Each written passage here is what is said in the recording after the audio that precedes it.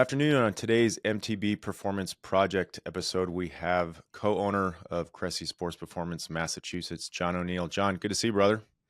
Yeah, Mickey, thanks for having me. Looking forward to a good conversation. Yeah, I'm excited to have you on. It's been a while since we've caught up. A lot of new things since we've last spoken. So it seems like you're doing a lot of good work up there in Massachusetts. So great stuff. Yeah, I appreciate that. Yeah, it has been a while. I guess I'm sure you're going to go into a bit context. We've known each other for 10 or 11 years now, so it's been a minute. Yeah. So I mean, first off, congrats! Like you're crushing up there. I know Pete is a friend of mine, so he kind of fills me in on all the great stuff you're doing. But now when I first met you, I think you were right out of college and like standard strength and conditioning internships. But now you're co-owner up there at CSP Mass. Like, walk us through that evolution. It's a long road. What how'd you get there? Yeah, so I don't, that like timing has a lot to do with it in terms of like right place, right time. It doesn't anything in life. So I mean, I'm kind of discrediting myself with that one, but yeah, no. So like you said, 2014 graduated college, knew I wanted to go be an S&C coach somewhere. Had a couple internships, one at Ran Phone Training Systems in Connecticut. They do a great job. Learned a ton there. And then the second one was at CSP in the Florida location as part of that first intern class down there. So those were the two. And then from there, so I was a non-traditional background that didn't, major in exercise science or have college weight room experience or anything like that. And so I always felt like I was behind the eight ball in terms of like, I need to learn a bunch of stuff. And I think that mentality helped a lot. And I think it was years before I was like, oh, like in my head, it was years before I was confident, be like, oh, I kind of know my stuff. And I still have moments where it's like maybe I don't know that much about that. And I'm sure we all do, like the old like imposter syndrome. But it was years of feeling like I had to learn a lot of stuff that maybe other people learned because they had to learn it to graduate or something like that. And so, as much as that, at a time may have felt like oh, maybe I'm unprepared for this.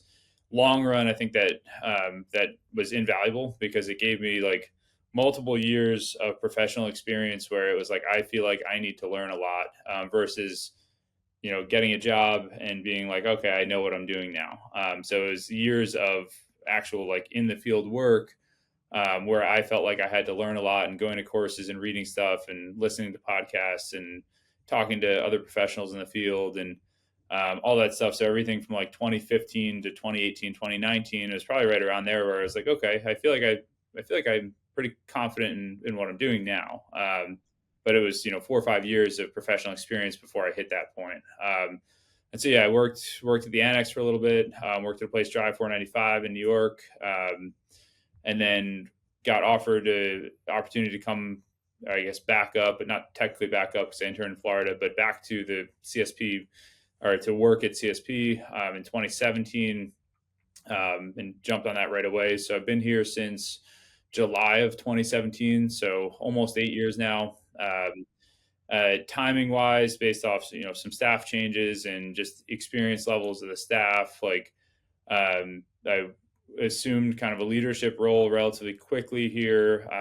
My role changed from an employee to director of performance about a year and a half into working here.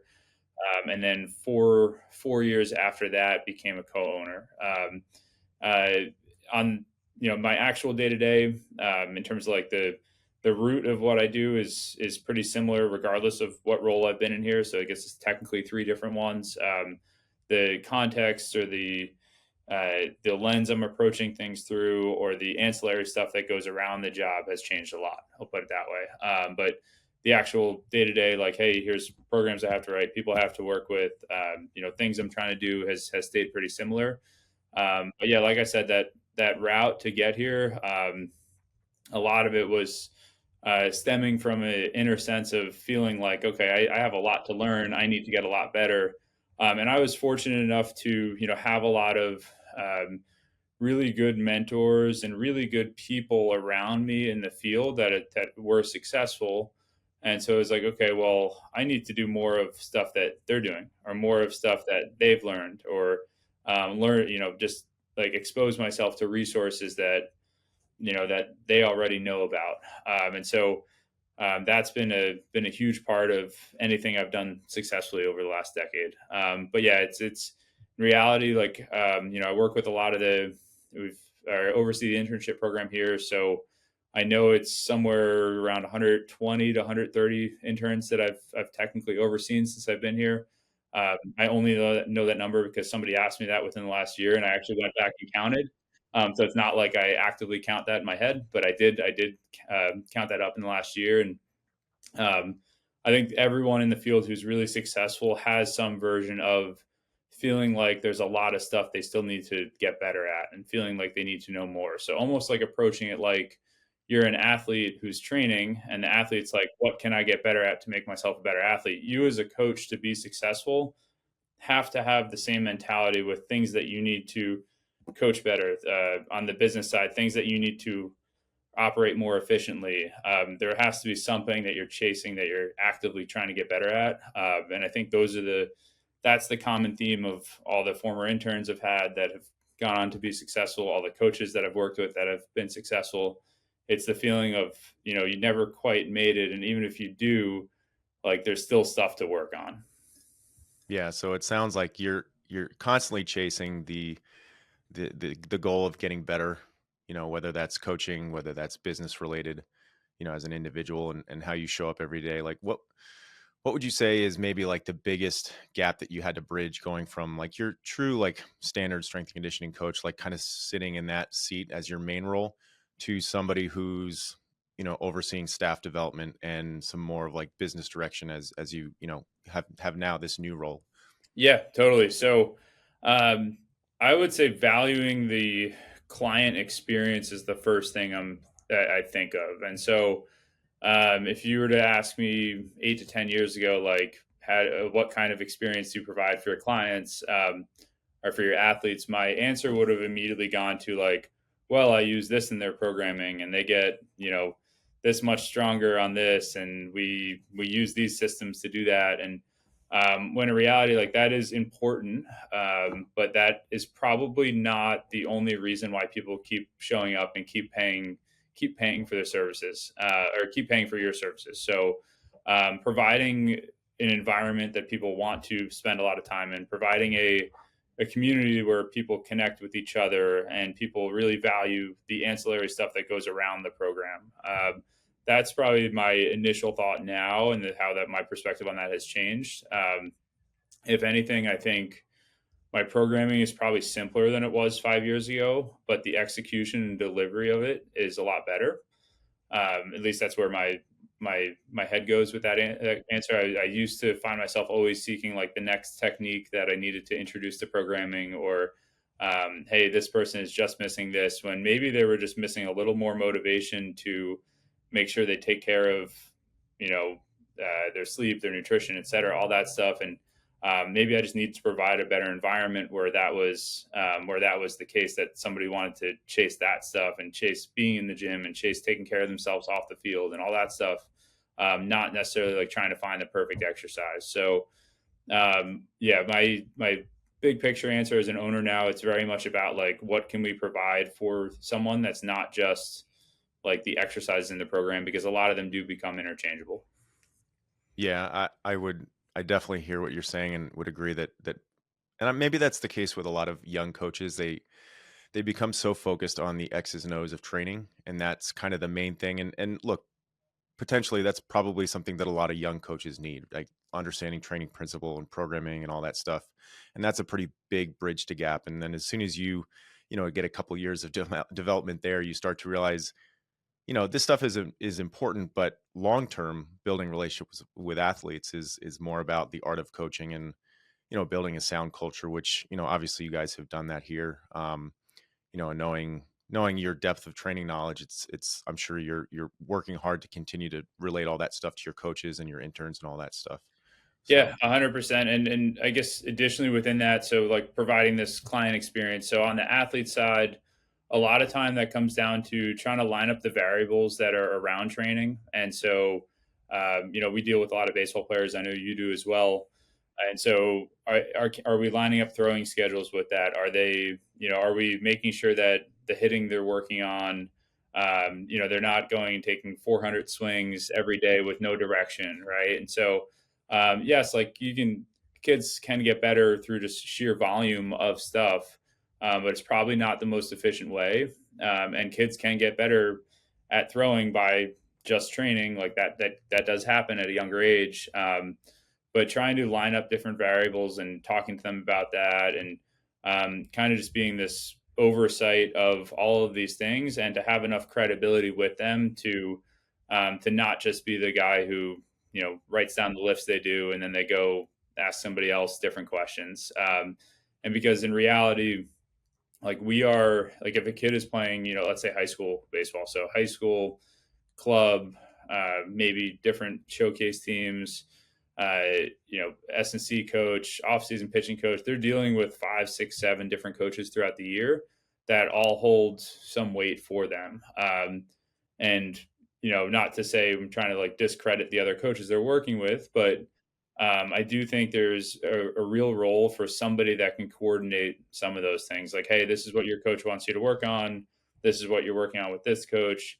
Here's where I can fit in. Here's how you kind of line those things up to help you create a more streamlined process for yourself. And within that, I do find myself at this point now, maybe not, layering somebody with more and more drills to work on. And maybe it's, hey, let's focus on the 3 or 4 things you need to do really well, and just like essentially executing the basics versus trying to find the next new thing they need to work on. But yeah, this more like oversight manager of different, the different people that they listen to.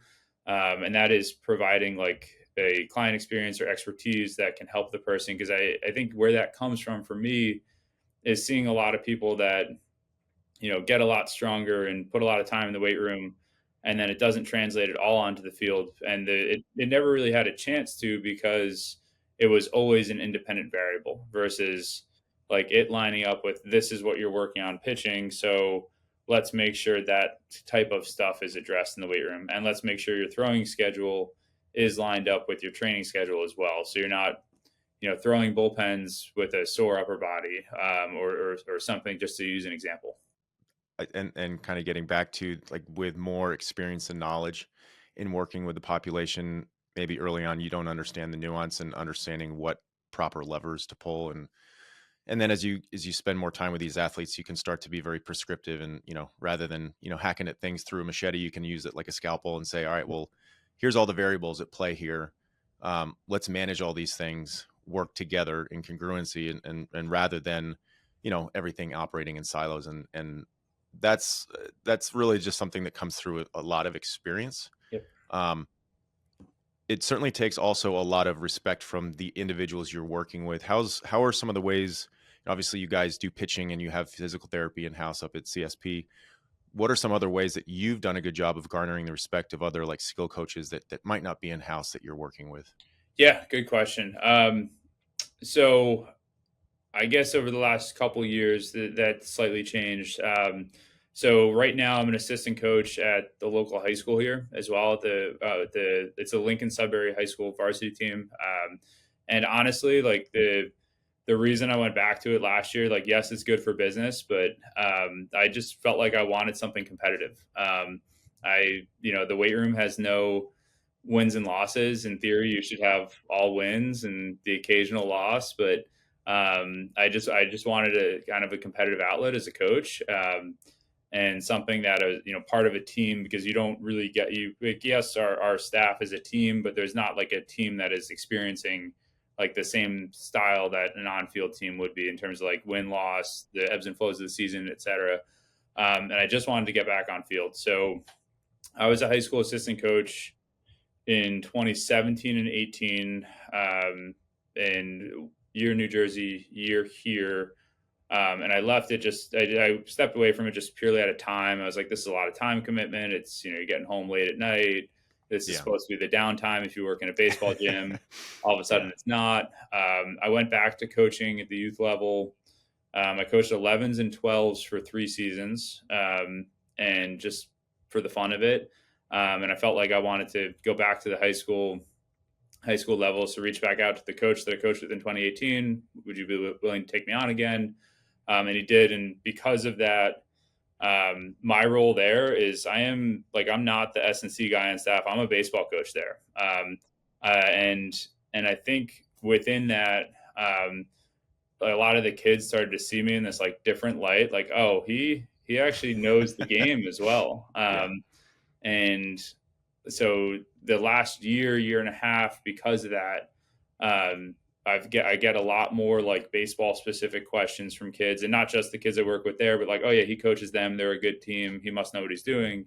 Talking about like organizing throwing schedules and how much time should I take off and like here's what my swing looks like. What stuff like that. And I think just actually being on field and seeing the variables at play there, because I think it's very easy as a strength coach who hasn't experienced an on-field season, at least not in a while, say, "Oh, kids need to train kids need to train in season. They need to train all the time." And it's obviously the right business move for all of us to get kids in the door. But like seeing it on field, like I'll use the example of our starting shortstop last year as a kid I trained for 4 years, um, or for 4 years. I guess technically, if it still he's at college now, so I don't see him as frequently.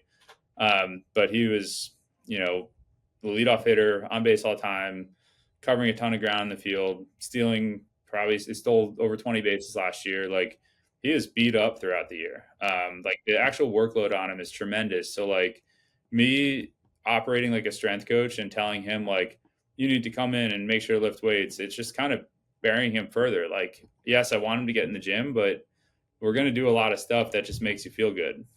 Same thing, like our starting catcher last year is a kid who trained with us.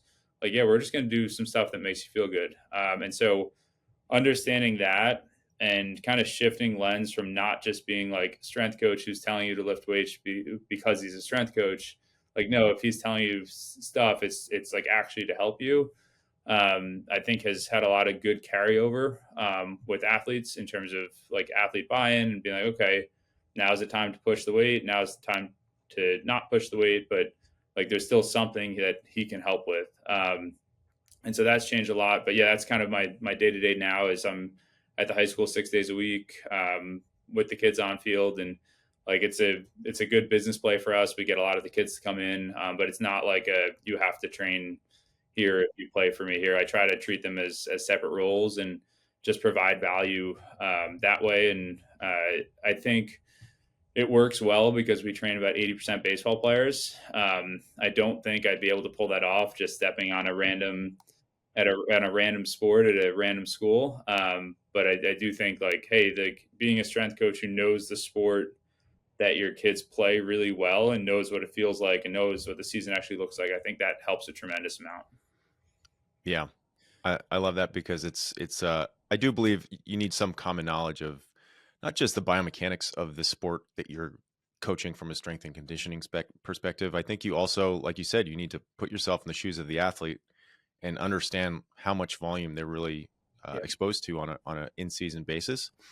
And that's super important. And then, like you said, it helps drive your knowledge of developing these athletes. And, you and I, we both played baseball for many years and at a high level. And so I think that knowledge of the game has always allowed me to maybe help baseball players a little bit better, understand the culture, understand the language. And I had Tommy John surgery twice, so I understand that whole experience. So I think those things are important to creating like buy-in and some type of like empathy to the athlete. Like those things are important, right? Like we understand what they're going through and the challenges that they're going through on a regular basis. So how Yeah. much do you go Yeah, ahead? sorry. No, I was gonna say like empathy is the perfect word because like you understand what they're doing really well, right? It's like, all right, I don't just see it and be like, okay, yeah, well, let me go back to the programming textbook that tells me no, you should do this in season. Like, no, I Yeah. see what you're going through. Like, let me figure out how to fill the gaps. But yeah, sorry, go ahead.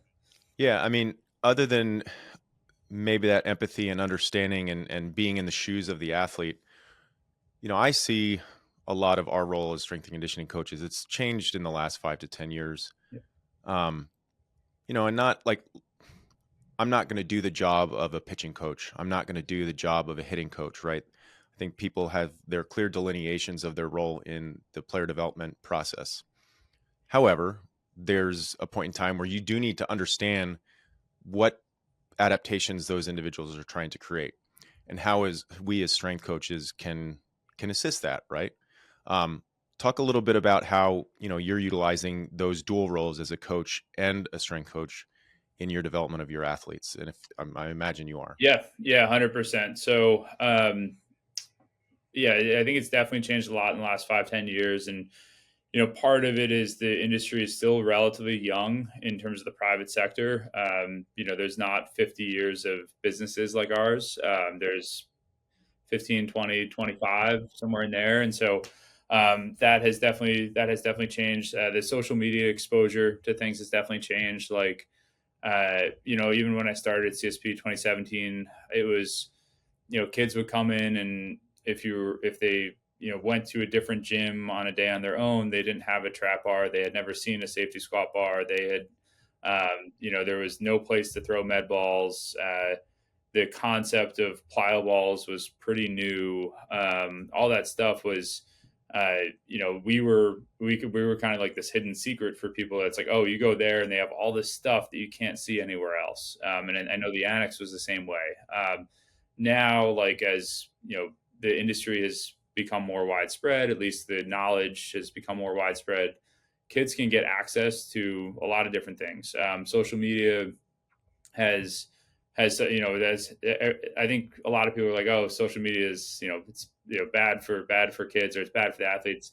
It's tremendous for athletes who know how to filter it, right? Because it does allow them to see ideas and to give context to, like, oh, there's other kids out there working, this is what they're working on. If they don't know how to filter it, it's, oh, I need this drill, I need this drill, I saw this kid in Texas who's 15 throwing this. And so it's just, you need to have some context and a filter going into it. But that's changed a tremendous amount. Like, specifically, like, pitching, Twitter, Instagram, et cetera, is wildly different than it used to be, right?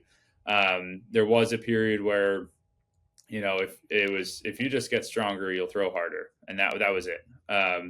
And yes, there are people who that is true for. I would argue that most of your 13 to 16-year-olds, that's true for, and some college kids, that's true for too. Just depending on where they are developmentally.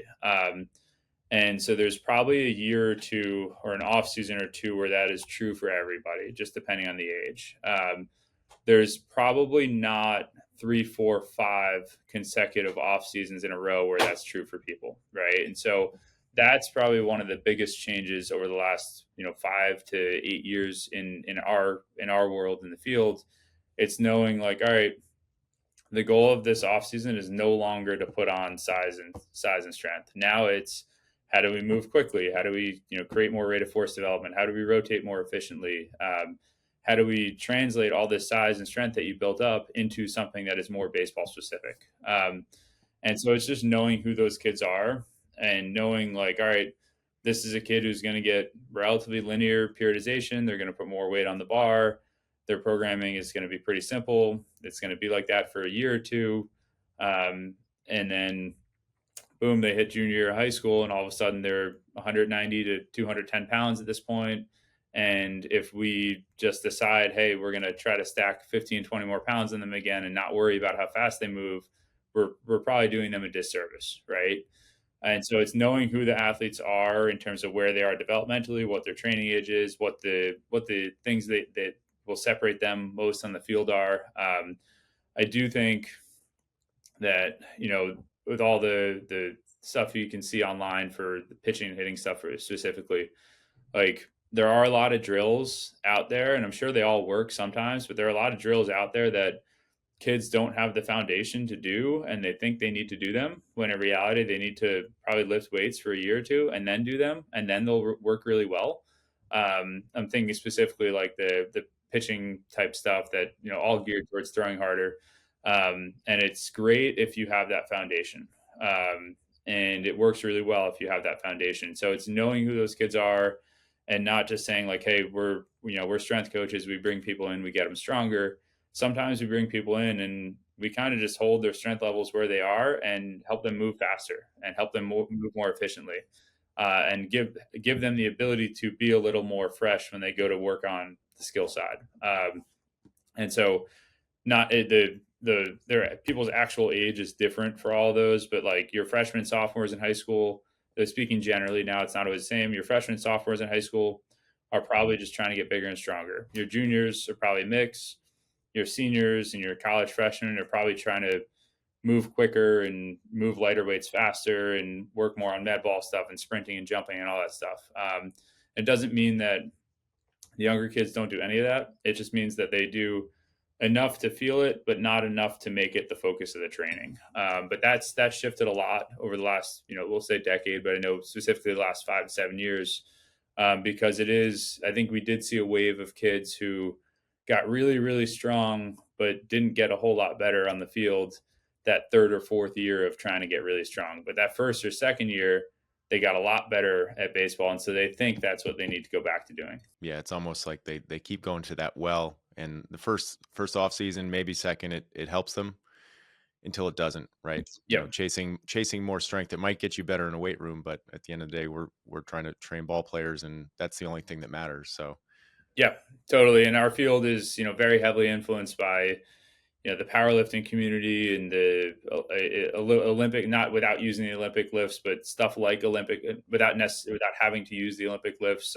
stuff like Olympic lifting, where it's, trying to get as good as you can at these handful of lifts. And it's not really the case. And I think that's probably a big misnomer with kids. It's like, hey, once you're proficient at that, like we're going to do something else that you're probably not as good at, but we're going to work on that instead. And so that's definitely changed a lot in the last handful of years. It's not always like build up this base of strength, the fourth year of doing it. Just like the first year of doing it, like you probably don't need the speed and power phases for the kid who's yeah, 14, right? yeah, It's, hey, that kid just needs to put as much time as possible into really straightforward training so that he's bigger and stronger than his peers. yeah, yeah. And how often have we seen high school athletes who have seen great progress, and then they go to college, and their college strength coach continues to push them down that force bias, and Yep. they lose variability, they lose the ability to move and just execute their sport, right? And so then they start to see a decline. And so oftentimes, I don't know about you, but when I get my college kids back, it's like, all right, let's kind of undo some of all the rigidity that you've created throughout the year, and kind of get you moving better, move with more variability, and just overall like just better quality movement patterns. So 100%. And that's a lot of what I see from the college kids coming back. So one of the things that's changed a lot, at least for us, in terms of the getting kids back from college, is the size of school that a kid goes to, like, has very little, or the size of school from a baseball program standpoint, for example, has very little to do with how proficient their training is. Like some of the best college S&C programs that I see from kids when they come back are like the Division 3 schools or the small school that they just have a really good strength coach who likes that job and yeah, and they got he's they good got at it. lucky. Yeah, exactly, right? And some of the worst ones are like the big Power 5 schools that are like, oh, they're literally just treating you like you're very replaceable. Like, hey, Yeah, we're going to try to push you as far as we can and not really individualize it at all, even though those are the kids who probably need the most level of individualization because they're at the highest skill level.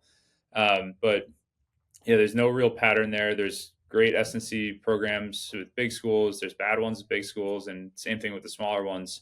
But yeah, a lot of the time, like college S&C, oftentimes is built around like, hey, it's the weight room. We're going to go in with the assumption of you don't have a high training age, so we're going to train you like you don't for a couple years. But if you're coming to a facility like either of ours through high school, you go into college with a relatively high training age, and that's actually not what you need. Like you don't need to do like mass or volume style training. When you go into college, you need to move more explosively and more efficiently and be really proficient at doing things that look like warm ups and med ball throws and whatnot. And like we get kids who like do zero rotation anything in their programs in college, and they come back and they're stiff and they feel like they're moving slowly, and it's like, this isn't a sometimes the variables you have to figure out are complex, but like this one is not complex. Like you just actually don't rotate in training, so you go to do it on the field and you can't, and you're not good at it. And so that's kind of a lot of what we see with the college training side is the assumption that they have a low training age, but they don't necessarily. And I think that's a lot of what's changed in the game too. Is the kids are trying to showcase themselves at a younger age, so they're bigger and stronger and faster at a younger age than they were. It doesn't mean it doesn't mean their ceiling is that much higher than it was 5 or 10 years ago. It just means they might get close to that quicker, right? So maybe the 17-year-old is throwing the hardest they do their whole life versus it being at age 21 when they hit that in prior years. Yeah. And I would argue that, look, and I'm empathetic to the challenges that a lot of college strength and conditioning coaches are up against, right? They just, there's a volume of athletes they got to work with. And I do believe that once you kind of get into an athlete's later training age, you have to be a little bit more nuanced with the levers you're pulling. Um, you know, feeding athletes strengths, facilitating their weaknesses, kind of training towards their archetype type of deal. And it's tough to do that when you're working with a lot of athletes. But like you said, we can do drills that's working in multiple planes. We can do rotational stuff like that. That shouldn't be that hard. So Yeah, 100%. Yeah, and yeah, and like there, like I said, there's some great college S&C programs in terms of even we both of our models are built around the idea of individualization. But even if you have a group style program, the really good S&C programs or S&C coaches that we get kids back from are the ones who, yeah, this is the team program, but the coach has me change this instead because it might only be a couple changes, and those couple changes hold a lot of weight for the kid. yeah, the addition by subtraction model. So Yep, totally. Yeah.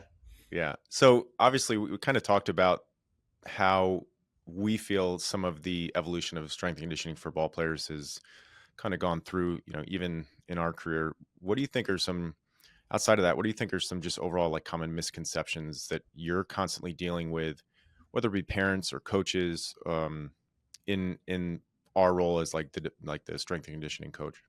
Yeah. So I guess the couple that we kind of touched upon that I'll hit that are my first thoughts. Going back on field more frequently has started to change the narrative of like, oh yeah, you're the weights guy. Let me go talk to my baseball guy. It's like, well, yes, he's probably a better baseball coach than I am. He does it full time, or he at least is more qualified. But it's not that we can't answer your baseball type questions too. That's the first one. I guess the second one, misconception wise, is the pressure that parents, and it's parents who just don't know because they don't have anyone in their corner telling them that this season or this showcase or this tournament, this is the one that matters. When like everything we do is long term development. From if a kid starts with us in seventh grade or eighth grade, like, yeah, we want him to have as good an eighth grade year as possible, but we don't care what his velocity is in July of his eighth grade year.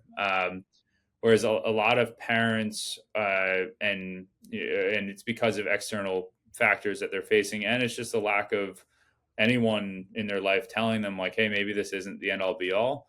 And it's a lot of pressure, of like, hey, so this training, they should throw 5 miles an hour harder by this point, right? And it's like, not necessarily. Like, that would be ideal if everyone who trained with us could do that every year, but it's not really the case.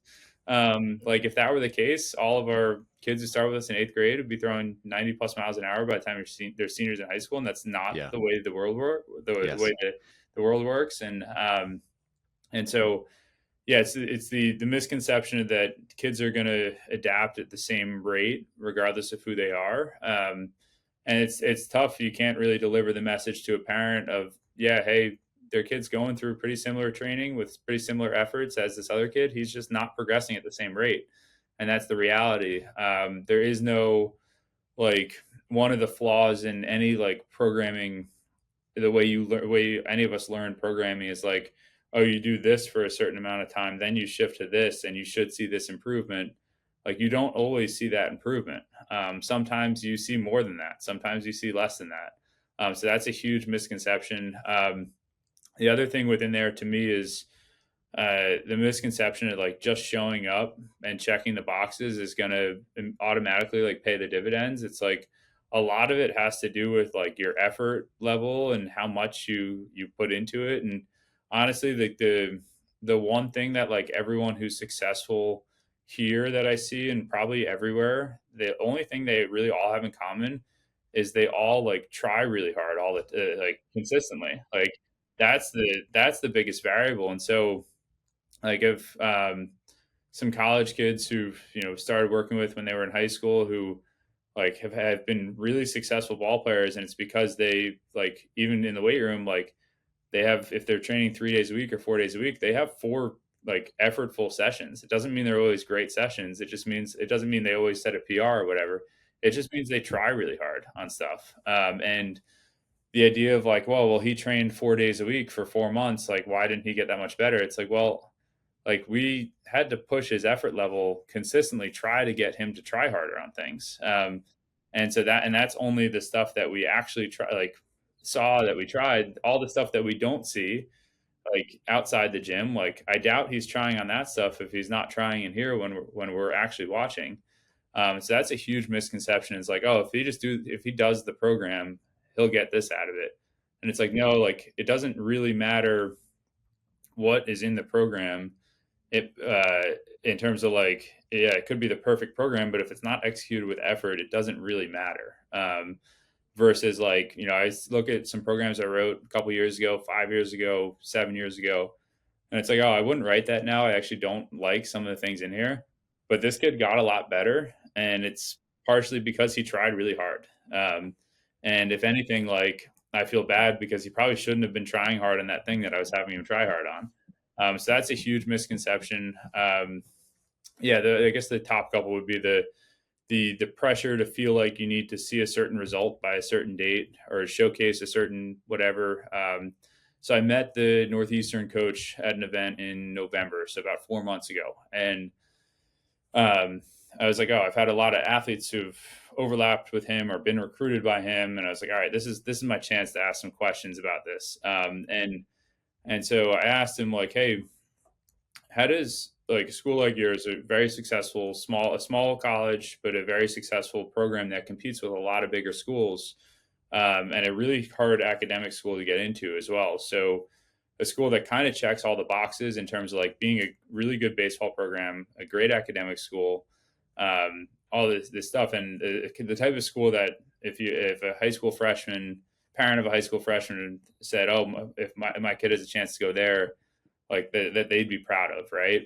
And so I asked him like, how do you navigate all these different recruiting things that you could go to now, and the PBR events, the perfect game stuff, the 14-year-old stuff, the 15-year-old stuff, the 16-year-old stuff.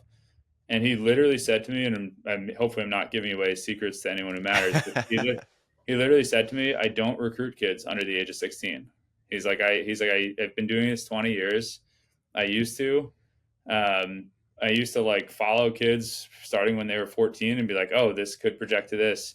He's like, and then I just found myself running into a lot of scenarios where the kid couldn't get into the school academically, or the kid didn't develop, and I was missing. I felt like I was spending time on kids that I was never going to actually be able to, like, we're never going to be fits anyway.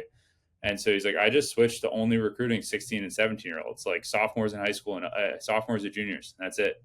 Um, and he's like, I only go to one national event a year at this point. The rest of the time, I go to a handful of things local. I look up things online because he's like, every kid has metrics out there now. And I find their high school stats and I find their summer ball stats and I talk to coaches. And he's like, I just want to see everyone who comes and plays for me. I just want to see in person once to make sure like that my eyes, like the stats and everything outlying aren't deceiving.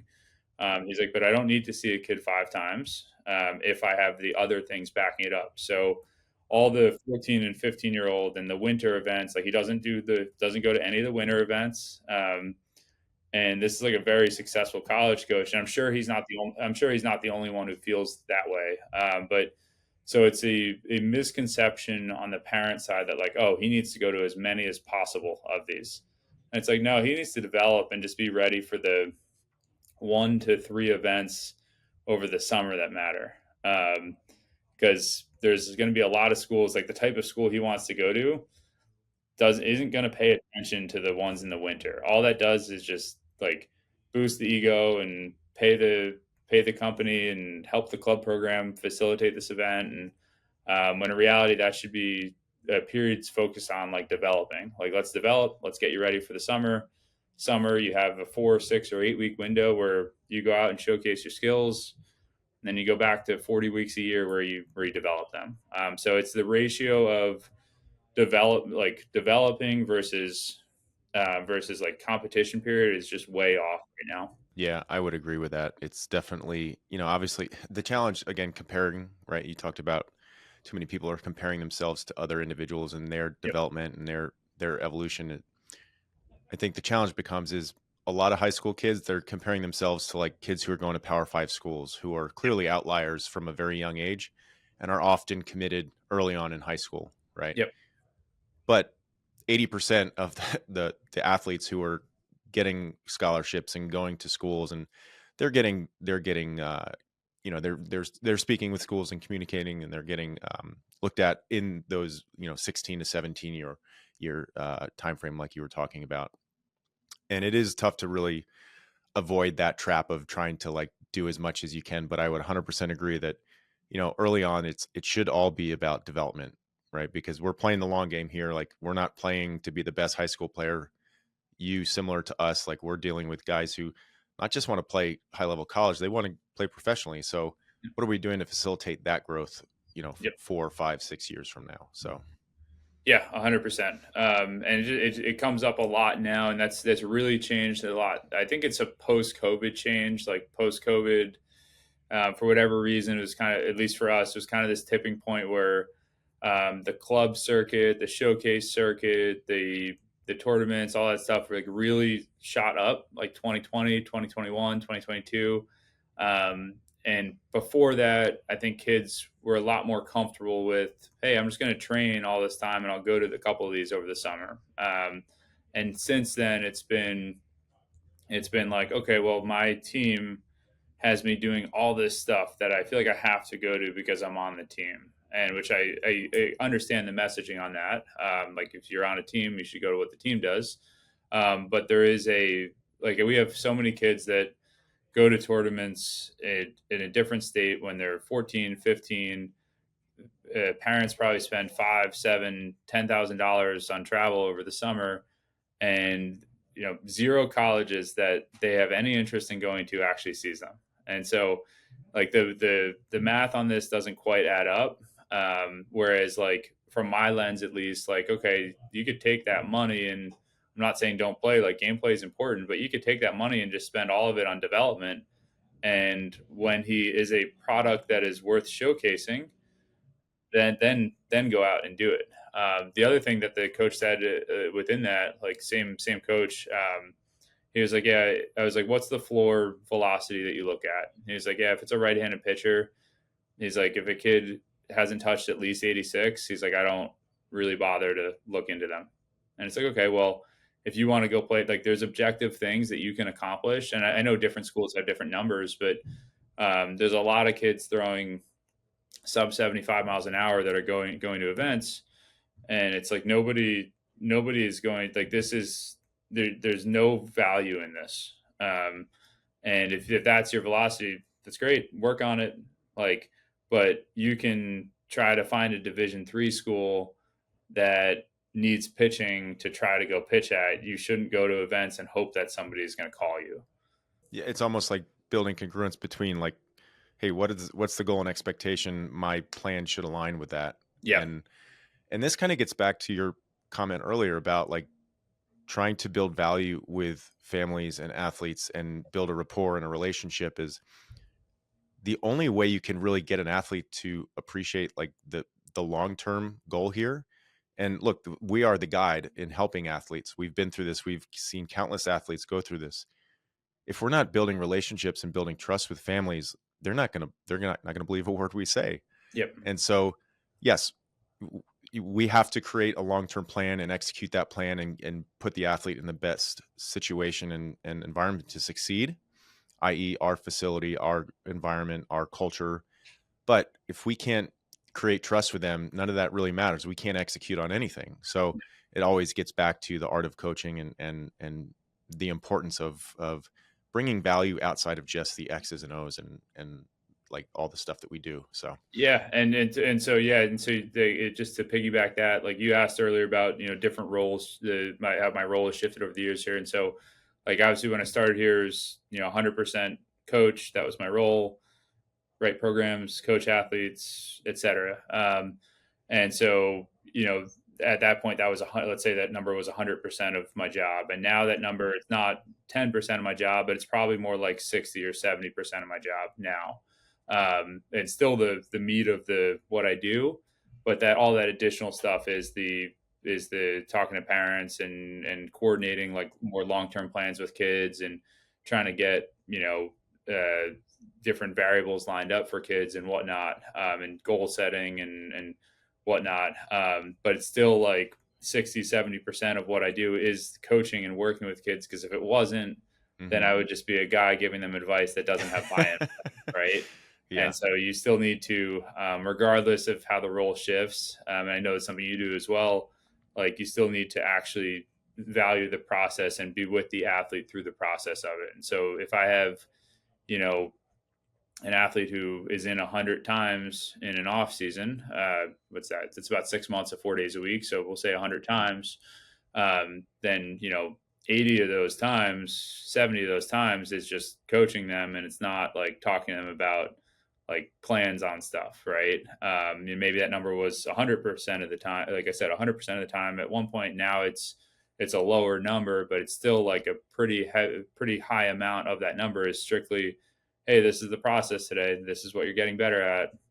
Let's put your head down. And like I said, let's try to put some effort into it. And then it's on the coach to just direct that effort. But we have to create an environment that promotes effort and kind of an expectation of accountability for what you're doing.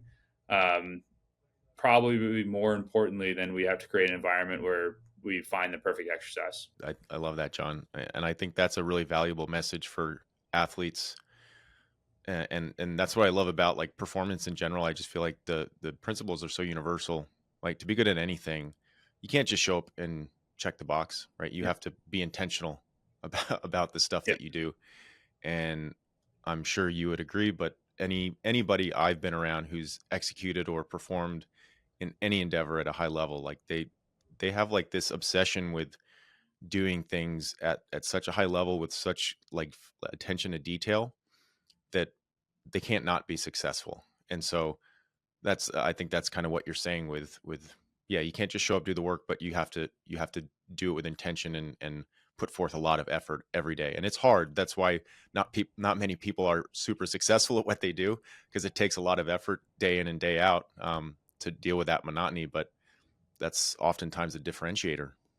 Yeah, totally. And I think too, like we were talking, you kind of had, this podcast intended for coaches. Like, I do think, like I said earlier, the successful coaches are the ones who approach their own craft in the same way. And so, like, I'm not going to BS the audience and say that I'm reading, S&C textbooks every day of the year, right? But there does have to be periods of trying to learn stuff. There has to be periods of trying to better yourself. There has to be the self accountability of like, I am trying to get better at what I do in the same way that my athletes are trying to get better at what they do. Because otherwise, to me, you're just going to lose interest or burn out or not get buy-in from athletes or whatnot. And I honestly find that in my own training, my best training is when we're busiest, which is kind of funny, but I take it, I'm like locked in with work. I am locked in with my own health, nutrition, sleep, training, et cetera. Cause that's like, if I'm going to get it in, I have to be that way. And so I don't know, I'd be curious on your thoughts on that as well. But I think it's the same way with any coach that's successful in the field is like, you take your own stuff seriously too, because it's only going to help translate to your coaching and to your ability to relate to athletes. And it's only going to help you create accountability with the athletes for like, hey, this is kind of what we do here. Yeah, you have to walk the walk. And one of my like core foundational principles is like how you do one thing is how you do everything. Yep. And so that's something I preach, for myself, but to my team and people around me that, you can't half-ass one thing and then expect to be at like a high achiever and perform at a high level in another. Like there's got to be that congruence and there's got to be like a relentless desire to uplift in every aspect of your life. And so kind of like what you said, I would agree. I feel when I'm at my most productive, I'm firing on all cylinders, right?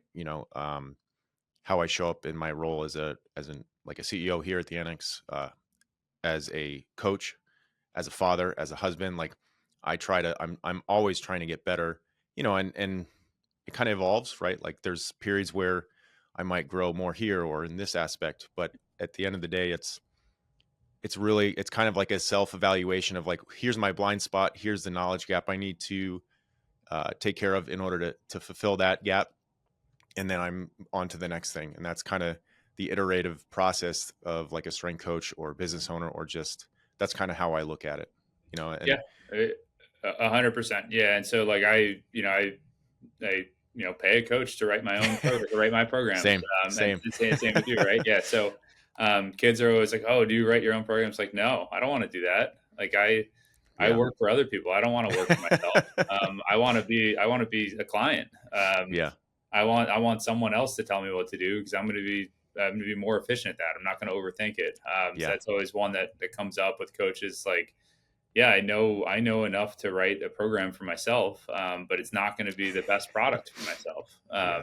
Just like some of my athletes, like, hey, you've been training here for 3 years. I'm sure you could write your own thing if you really wanted to, but having somebody else's eyes and expertise is just going to help you.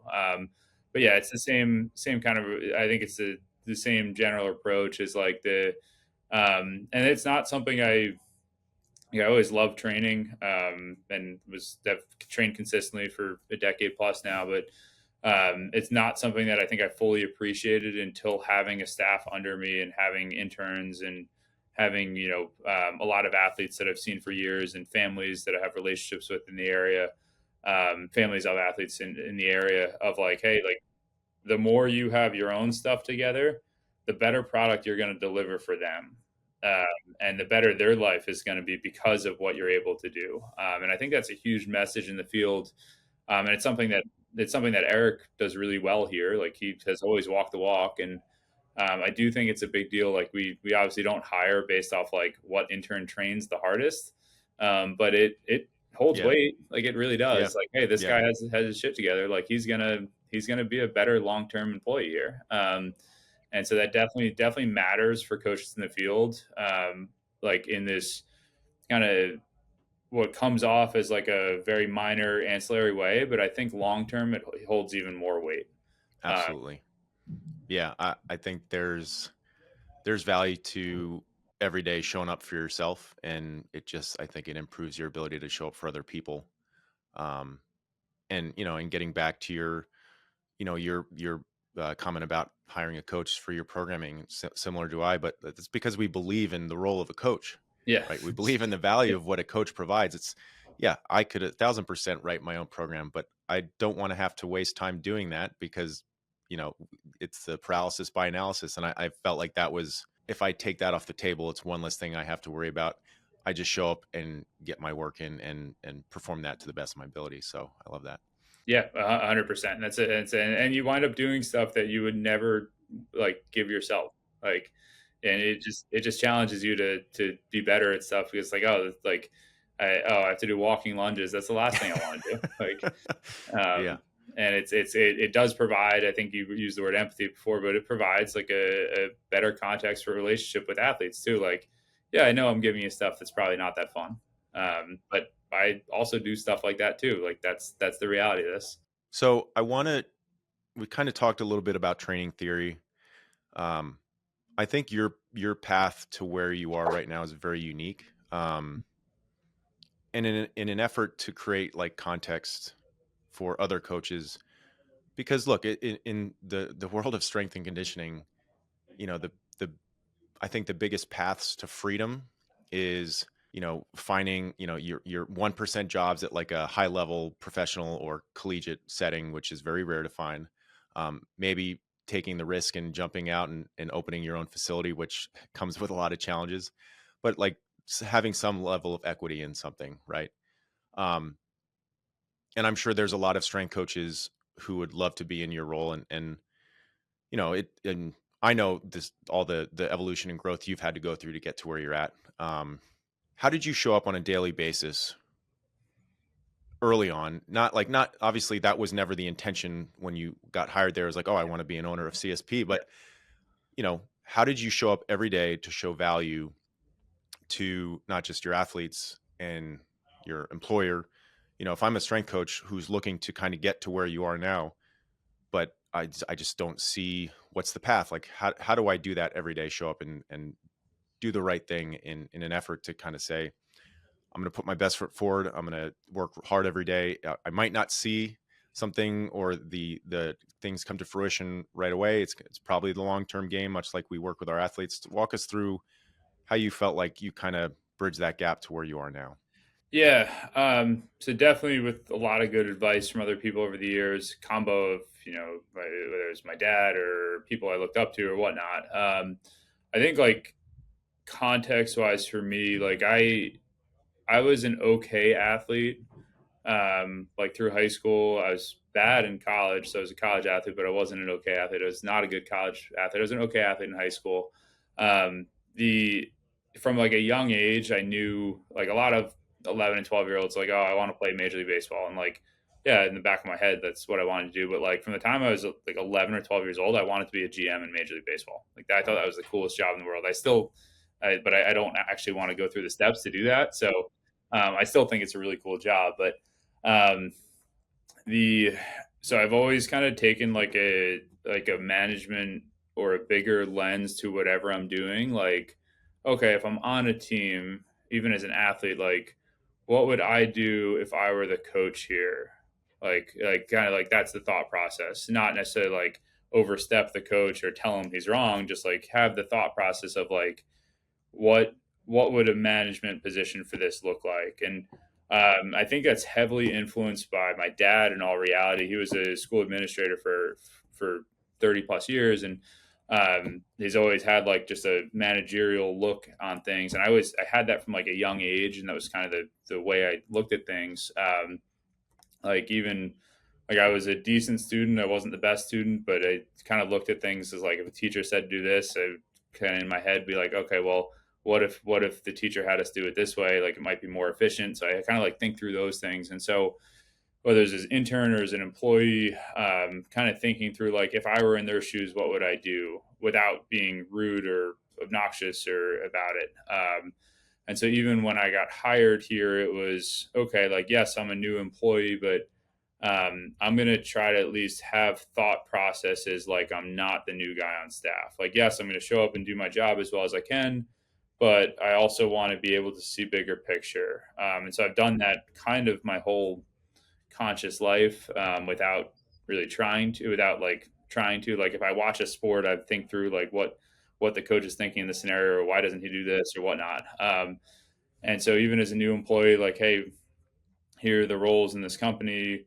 Here's what the owners do. I was in a unique scenario of like Eric is the principal owner here, not was, but was a day to day head here, and then was basically transitioning to Florida, which he's there pretty much full time now. But at the time, it was like a 50-50. So there was this kind of gap in the year of there wasn't a head of the S&C staff. Like there was Pete running the business, and there were S&C coaches, and Eric was the head of the staff, but he was in Florida.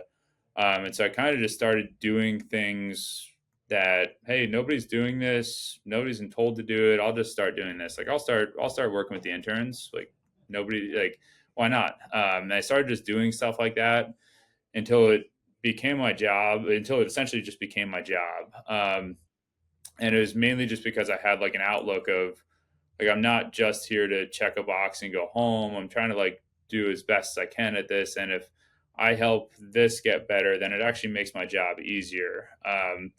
One of the pieces of advice I got that I still tell to young coaches, because a lot of times like somebody will intern here and then a year or two later they'll be working somewhere else, and they'll reach out to me like, hey, career advice, etc., and they'll ask like, hey, how did you wind up in a like what can I do to get in a director role, for example? And I'll tell them like, hey, somebody, I think my dad told me this, somebody told me this, but um, write down every possible role in the company, like every task that happens from who takes the trash out to who answers the email to who writes the programs to whatever, and just like literally write down there's like 50 things that happen in the business, right? There are like some of them are very, very small, but like there's 30, 40, 50 things that happen, and like prepare yourself to, if you were to do any of those, how would you do it, like mentally, like, and if you don't, if it is your role, be like, okay, I'm going to master this, but I'm going to have knowledge of these other roles. And if you're a coach trying to ascend into a leadership role, like you need to start acquiring knowledge of the tasks on that list that you don't actually participate in. And so for me as an employee here, it was, what does our intake process look like for someone who reaches out and wants to work with us? Because as a coach here starting up, it was just like, oh, cool, there's a new person coming in today. All right, cool, I'll work with them. Versus like, hey, what questions do they typically have? How do we go about selling that? What are our price points? How do we navigate, trying to upsell someone from this package to this package? What is the company line on that? All stuff like that. And so a lot of times when I have that conversation with younger coaches, they actually just don't even know, like they don't know what their boss does that they don't do. And all you have to do is say, hey, I'd like to start taking on more responsibility. Is there any way I could start learning this end of it? Is there any way I could help with this? Is there any other role that you do that you could pass off to me? And so that first couple years here, I definitely did a lot of things that I wasn't necessarily paid to do, but I was gaining invaluable experience of knowing how to run those things. And it's honestly very similar to what I'm doing now on the business side. Like Pete does a lot of things that I don't do, but I at least have knowledge of what those things are now. And so, uh, to me, it was always looking at it like, what are the tasks that I'm not responsible for?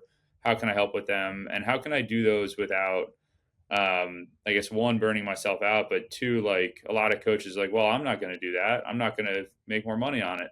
And it's like, yeah, I understand that thought process, but that also means you're just never going to do it. They're not going to pay you. Like, business isn't going to pay you for something that, one, you don't know how to do, two, that you've never done, right? You have to show that you can do something before then asking for money on it.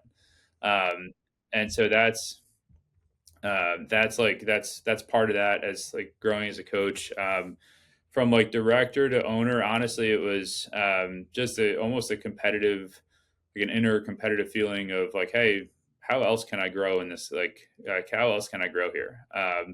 Like, is this a job that I should do for a handful of years and then look for the next bigger job, or is there a way to, like you said, have stake in the game and have equity? And I didn't care if it was, what percent it was. I just wanted to be I wanted to ascend to the next level. And it's the same. So that was the thought process. Like I asked probably, I don't know, 6 months before I actually became an owner, like, hey, this is something I'd be interested in. If you guys are open to this, tell me the steps. I feel like I feel like I could take part in that side. I was already in a lot of the conversations related to that.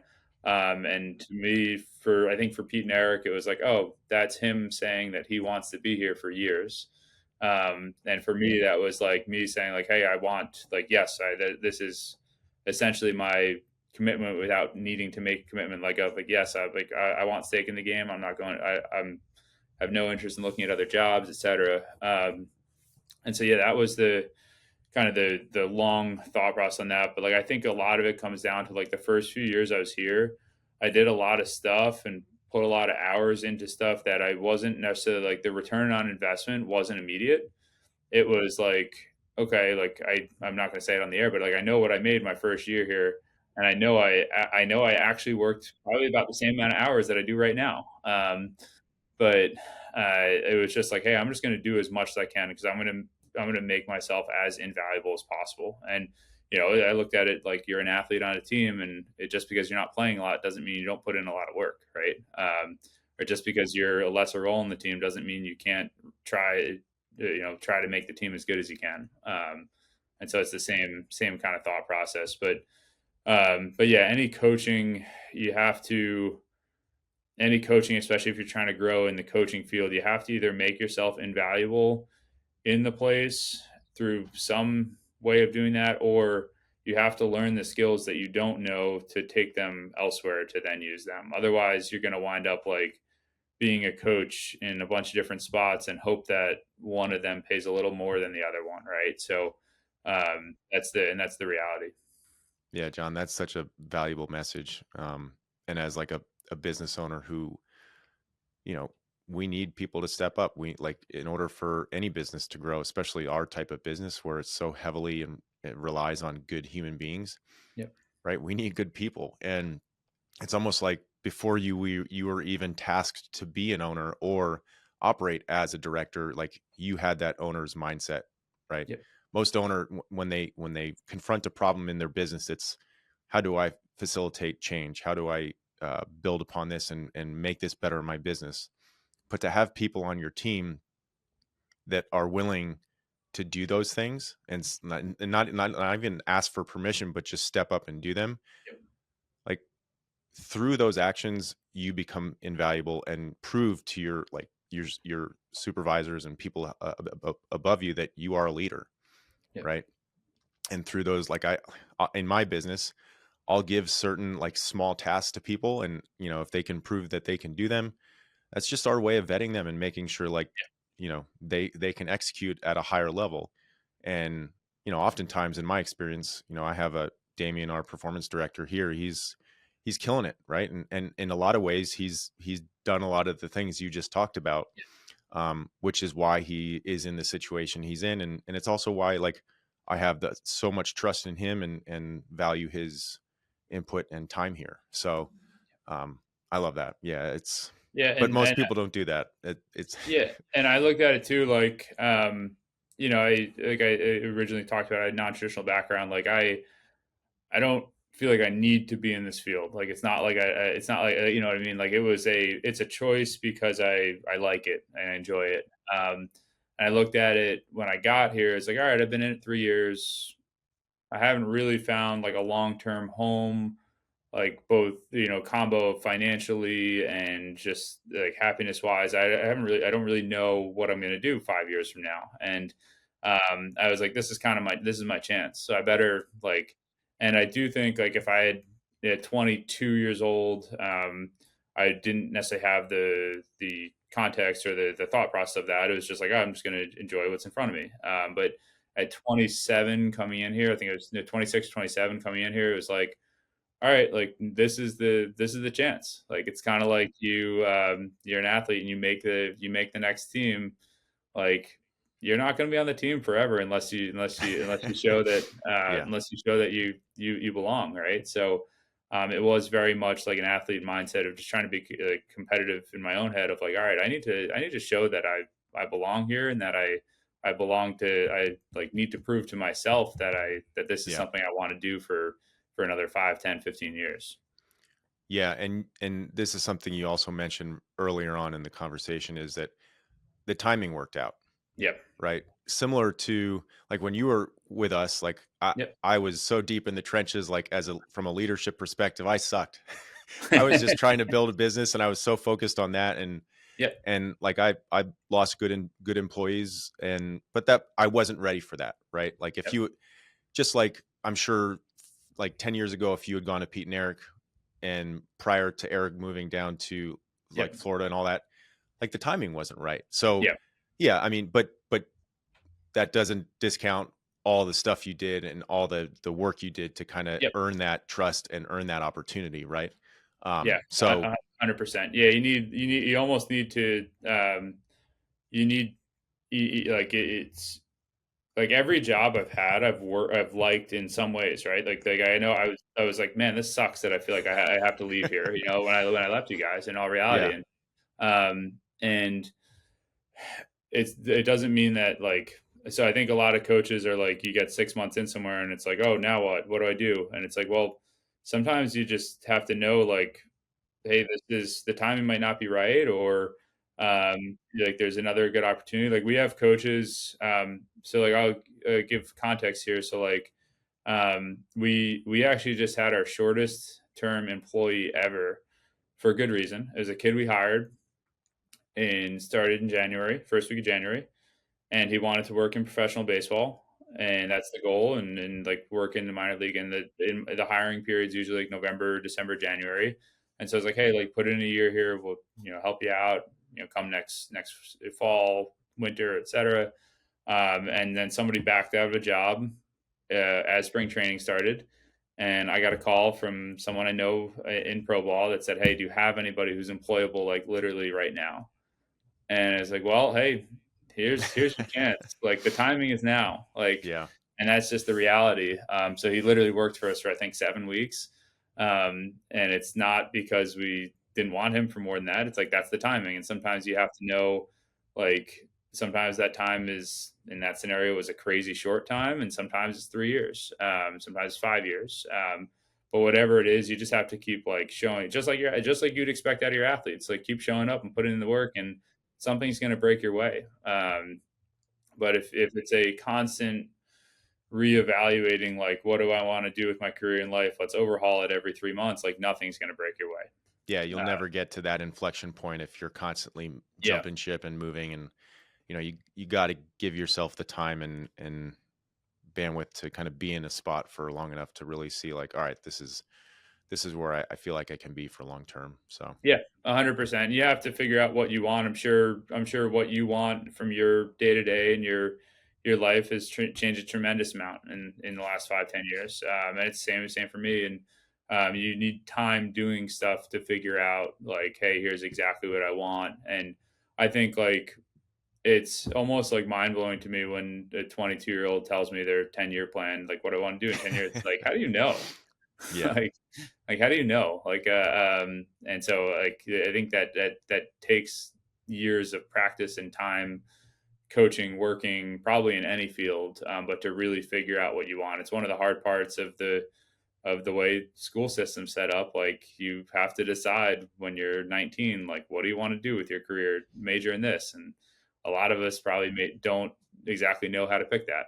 love it, John. Yeah. So when you were a young coach, I would imagine, not to put words in your mouth, but a lot of your Yep. motivation to try to become better, seeking out knowledge, was to become the best coach you could be, right? Yep. What motivates you now? Yeah.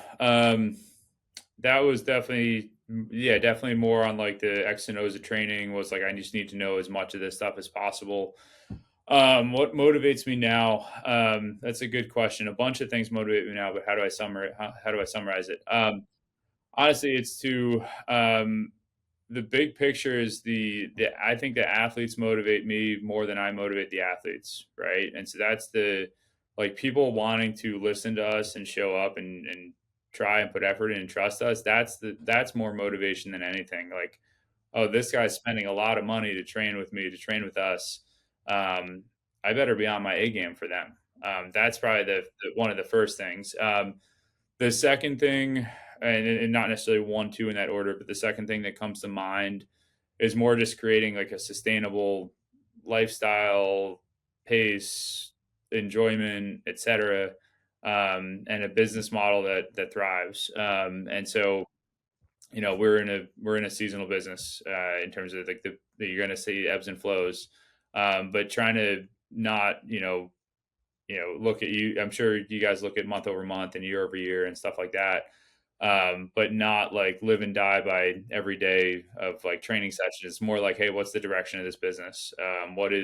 Where is this going to be in 6 months, a year and a half? What is it trending towards? What do we need to do more of? What do we need to do less of? That's kind of the motivational piece, is like the management side of it for me now, more than the X and O's of training, to be honest. Uh, and the X and O's of training, I definitely still look into, et cetera, for the athletes, but it's not for myself.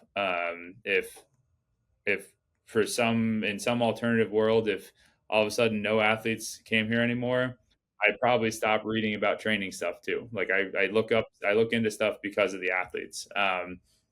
But it's not no longer about myself. But for me, it's more like how do we like creating a management structure where employees want to work here and people are happy to be here and clients want to keep coming back, and how do we kind of sustain down periods, and how do we make sure our high periods are as high as they can be, and kind of looking at more long term than long term, or like seasonal or yearly versus like making sure this training session is as good as possible, which is still a goal, but it's not necessarily the primary goal. So that's motivation now. I mean, I got married in September, so about 6 months ago. So I think like motivation wise, definitely like, wife, family, etc. I think that's always part of a motivation. I'm sure it's changed a bit over the years, but definitely like having the kind of life that I want to live, and to be like the kind of influence on athletes and people that I want to be. Those are the motivational. I guess the three or four things that motivate me. Yeah, Yeah, I can appreciate that. I think early on, I was maybe a lot of my pursuits were somewhat selfish in yeah, in a yep, way. Um, but now for sure, everything is like, how can I uplift all those around me and yep. in a meaningful and impactful way? And I think that's what motivates me and matters most to me now. So Yeah, and I would 100% agree with that. Yeah, like how do you, and without being too philosophical, like how can I be the overall person? How can I be the husband, the friend, the employer, the boss, the coach? Like it's more weighing all of those things as different things to try to get better at than it is like how do I write the best programs, which has definitely shifted. Which is like, hey, I just want to be good at that because I like it and I want to know more about it. And like you, it's definitely like a shift from a like selfish desires to like bigger picture ones. this has been great. I mean, first of all, great to catch up. I'm thrilled Yeah. with how well you're doing. No surprise at all, of course, but I really do appreciate your time and all your insights. Yeah, Mickey, thanks for having me, and I really appreciate it. And anytime, hopefully, when I'm back down in New Jersey visiting family, I'll stop by, get a lift in. Yeah, if anybody wants to hear more about what you're doing, more about CSP, where can they find you guys? Yeah. So my own Instagram is at O'Neill Strength. If people have questions, want to DM, etc., that's probably the easiest way to find me. Not super active on it. Definitely I'm checking Instagram every day, but I'm not posting all that often. And so if people message me, I'll get back to them. But at CSP Mass, MASS is the company one here. Our email is Cressey Performance at gmail.com. That goes to this business, or CSP Mass at Gmail. They both go to the same address. But those are the best ways to reach us in terms of looking up what we do. Website is cresseyperformance.com.